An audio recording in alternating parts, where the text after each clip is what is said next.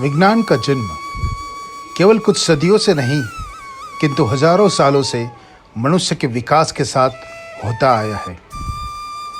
इसी विज्ञान ने मनुष्य की जीवन शैली को बदलने में सहायता की। आइए मनुष्य के प्रायोगिक विकास के साथ साथ आयुर्वेद की उत्पत्ति किस प्रकार हुई, इसके बारे में एक सार्वभौमिक दृष्टिकोण से आयुर्वेद की उत्पत्ति को देखने का प्रयास करते हैं। मानव ज्ञान विश्लेषण और संश्लेषण के माध्यम से विकसित होता आया है। हालांकि ये दोनों प्रथाएं एक दूसरे से विपरीत है, लेकिन ये दोनों अलग अलग तरीकों से ज्ञान प्रदान करती है। इन दोनों प्रकार से अर्जित ज्ञान का संग्रह और सामंजस्य करने से वास्तविक वैश्विक ज्ञान की प्राप्ति होती है और ज्ञान पूर्ण हो जाता है। प्राचीन वैज्ञानिक विचारों का लक्ष्य पूर्ण ज्ञान प्राप्त करना था। जब तक संसार की किसी भी वस्तु का पूर्ण ज्ञान, उनके अंशों का ज्ञान और दोनों के पारस्परिक संबंधों की वास्तविक समझ न हो, तब तक वह ज्ञान अधूरा रहेगा और दूसरी तरफ एक पक्षीय ज्ञान के गलत परिणाम देने की संभावना बनी रहेगी। महर्षि चरक ने स्पष्ट कहा है कि किसी वस्तु के केवल एक भाग के ज्ञान से पूरी वस्तु का ज्ञान नहीं हो सकता। उनका मानना था कि सब कुछ सीखना और समझना महत्वपूर्ण है कि यह सब एक साथ कैसे काम करता है। आप सिर्फ एक चीज़ पर ध्यान केंद्रित नहीं कर सकते। आपको बड़ी तस्वीर को देखना होगा और सोचना होगा कि यह भविष्य को कैसे प्रभावित करेगा। विभिन्न विषयों और विचारों को जोड़ना भी महत्वपूर्ण है ताकि वे सभी एक साथ समझा जा सके। इस प्रकार आयुर्वेद ने मनुष्य के जीवन का पूर्ण ज्ञान प्राप्त किया। उन्होंने पूरी दुनिया का ज्ञान प्राप्त किया जो मनुष्य के जीवन को सुखमय बना सके। मनुष्य के स्वास्थ्य की सुरक्षा के साथ साथ चिकित्सा उपचार के लिए उन्होंने दुनिया की समग्र जीवित और निर्जीव वस्तुओं का अध्ययन किया। अनुसंधान विधि हर दिशा और समय को ध्यान में रखकर बनाई गई।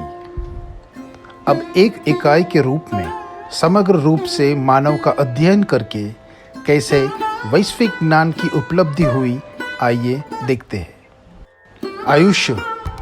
आयुष्य का अर्थ है शरीर, ज्ञान, मन, आत्मा का संयोजन। इन चारों के सामंजस्यपूर्ण संयोजन से एक व्यक्ति का निर्माण होता है। इसी तरह से व्यक्तित्व का अध्ययन करके पूरे व्यक्तित्व के बदलते मानस और शरीर विज्ञान की व्याख्या बताई गई। यहाँ संरक्षित और निर्धारित किया गया कि वे संगठित परिस्थितियों और वातावरणों के अनुसार व्यक्ति कैसे व्यवहार करते हैं। यह व्यक्ति का संपूर्ण शरीर मन के स्वामित्व में है, जिसे प्रकृति कहते हैं। यह प्रकृति एक व्यक्तित्व निर्माण है। इसीलिए इस प्रकृति के विज्ञान को आयुर्वेद में बहुत महत्वपूर्ण स्थान दिया गया है। विद्वानों ने पूरे ब्रह्मांड का ज्ञान प्राप्त किया जो मनुष्य के जीवन में सुख या दुख लाता है। मनुष्य को 3 तरीकों से दुखी या पीड़ित होने की संभावनाएं हैं। आध्यात्मिक दुख अपने शरीर और मन से, अधिभौतिक दुख बाहरी दुनिया की जीवित और निर्जीव वस्तुओं से, अधिदैविक दुख ऐसे अलौकिक कारणों से जो वास्तविक दुनिया से परे है। इस तरह उन्होंने दुनिया का ज्ञान प्राप्त किया और वे यह समझने में सक्षम थे कि हमारी वास्तविक दुनिया के बाहर के मामले में मान्यताओं पर भरोसा करके दुख का कारण क्या हो सकता है।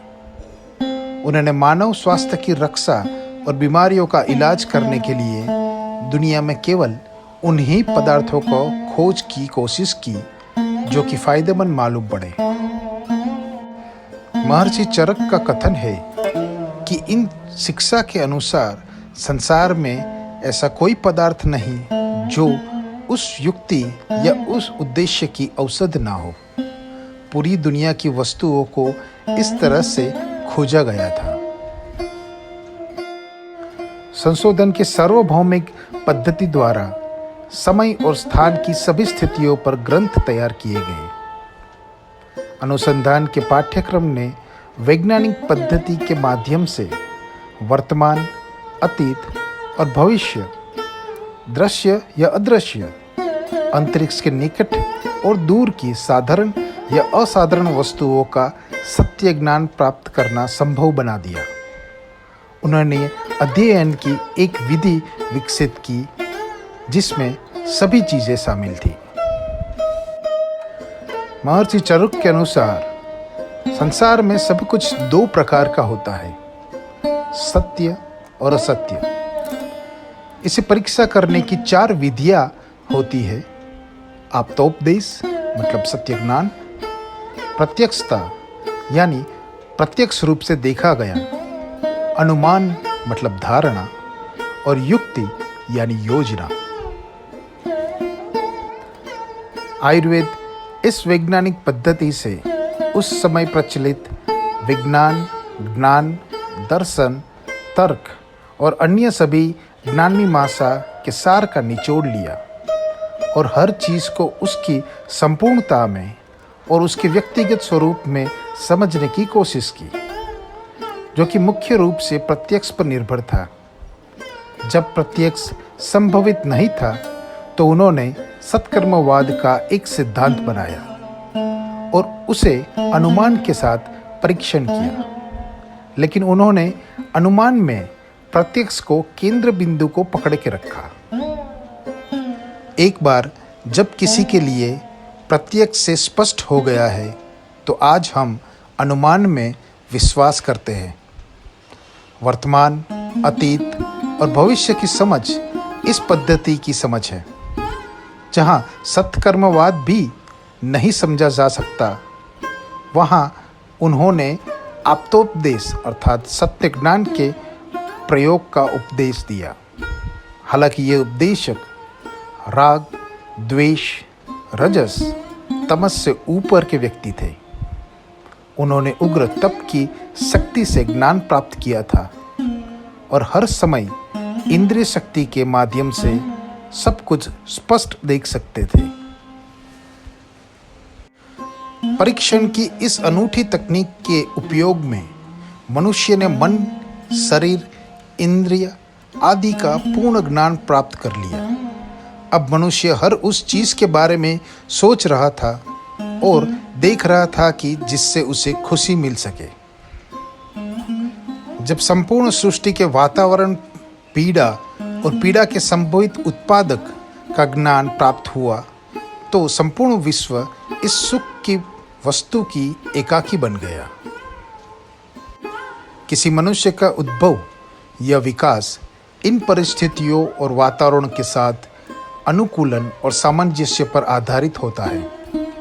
इसीलिए उन्होंने मनुष्य की प्रकृति की ताकत और बाहरी वातावरण की ताकत दोनों को मापा और फिर आयुर्वेद में उपदेश दिया। व्यक्तिगत मानव की सार्वभौमिकता और विश्व की सद्भावना का विचार किया। उन्होंने ध्यान से देखा कि बाहरी दुनिया के संपर्क में आने पर व्यक्तिगत मानव प्रकृति से कैसे व्यवहार करता है और सिखाया कि यह जोखिम हमेशा एक खुशनुमा विकल्प की ओर क्यों ले जाता है, और जब जोखिम एक बुरा विकल्प होता है तो पीड़ा से उत्पन्न होने वाली बीमारी को रोकने की तरीका क्या है। 2500 वर्षों में आर्य भूमि में आयुर्वेद के पास इस वैज्ञानिक संशोधन प्रणाली को बनाने और इस ज्ञान को उपयोग, अभ्यास या प्रयोग में लाने का एक अद्भुत अवसर था। हिंद का मतलब है छोटा महाद्वीप, यूरोप महाद्वीप से थोड़ा छोटा, आबादी दुनिया की आबादी का 5वां हिस्सा, जमीन लेकिन अलग अलग तरह की। यहाँ 500 इंच बारिश और यहाँ बारिश बिना जंगल भी, समुद्र तल से ऊपर 5 मील ऊंचे पहाड़। यहाँ ऋतु के 3 या 6 विभाग निश्चित रहते हैं। धर्म, लोक कथाओं में विविधता, विश्व के वनस्पति के सुंदर संग्रह में मानव विविधता इस प्रकार आयुर्वेद की ज्ञान मीमांसा का अनुभवजन्य अनुभव ब्रह्मांड विज्ञान को एक अच्छा पूरक प्रदान कर सकता था। इसके अनुसार ज्ञान की संभवित पूर्णता प्राप्त करने के लिए मनुष्य और उसके आसपास के वातावरण अर्थात संपूर्ण विश्व का अध्ययन इतना अधिक भौतिक हो गया है कि किसी प्रकार की प्रणाली और वर्गीकरण की आवश्यकता महसूस होने लगी। इस विविध और विशाल क्षेत्र में सभी पदार्थों के अध्ययन और वर्गीकरण को सुविधाजनक बनाने के लिए किसी विधि की आवश्यकता थी और उस तरह इस क्रमिक व्यवस्था और योजना से सामान्य सिद्धांत और तत्वों पर अनुसंधान विस्तरण क्षेत्र की बुनियादी रूपरेखाएं सामने आई। विश्लेषण की प्रक्रिया इस हद तक आगे बढ़ाई गई कि न्यूनतम सील प्राप्त किया जा सके और इस न्यूनतम दृष्टिकोण का उपयोग सभी चीज़ों के समन्वय के लिए किया गया था। अमेरिकन साइकोलॉजिस्ट गॉर्डन ऑलपार्ट ने अपनी पुस्तक पर्सनालिटी में कहा है कि ऐसा कहा जा सकता है कि किसी भी विज्ञान की प्रगति काफ़ी हद तक तत्व की पहचान करने की उसकी क्षमता पर निर्भर करता है, जो प्रकृति में पाए जाने वाले संयोजन में उस घटनाओं के निर्माण करते हैं जिन्हें विज्ञान ने जांच के लिए निर्धारित किया है।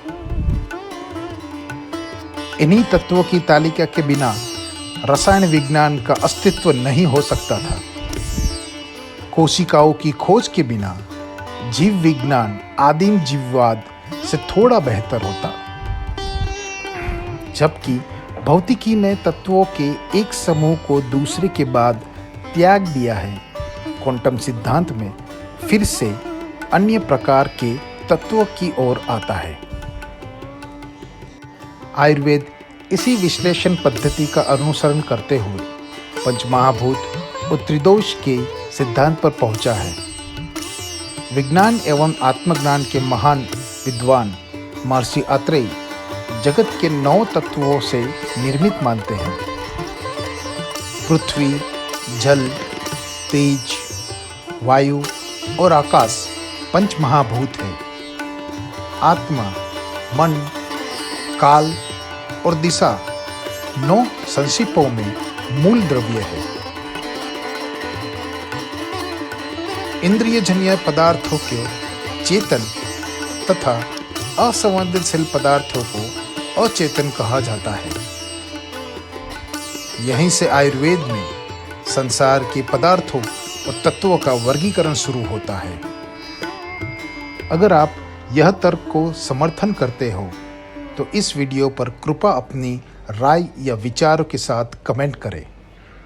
सन कंसल्टेशन में आयुर्वेद के मूल सिद्धांतों को प्रेरित कर समाज का नव विकास की परियोजना में सहायता देना है।